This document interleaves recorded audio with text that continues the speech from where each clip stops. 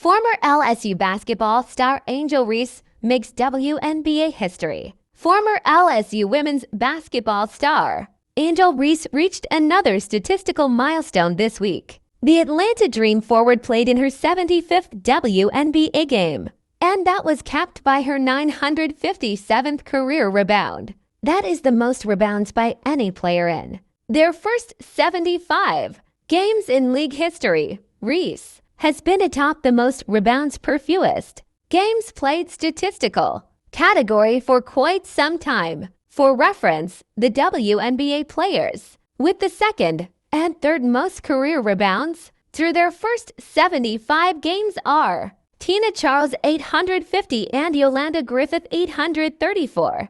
Reese was a rebounding force for Kim Mulkey's LSU program, leading the Tigers to a national championship in 2023. She has continued to excel in that department at the professional level. In Reese's third year in the league, she's averaging 12.2 rebounds through 11 games and just under 14 per game in her last 5. She is coming off back-to-back 17 rebound games. With 13.6 points per game, she's averaging a double-double. Reese made the All-Star game in her first 2 seasons and is on pace to earn the honor again this year. Former Chicago Sky player Isabel Harrison is continuing to up the ante on the physicality of the Toronto Tempo. The forward has been showing her dominance on both sides of the court. However, it hasn't helped her come in a good light for her opponents in the last 2 nights.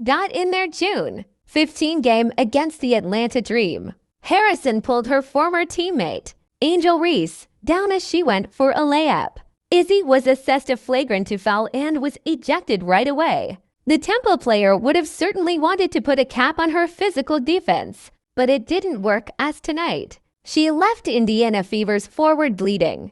With 5:39 on the clock in the first quarter and the Tempo leading 11-9, Myesha Hines-Allen entered the floor. Clark inbounded the ball to her, and she found her way into the paint closely guarded by Harrison before she jumped up for a layup.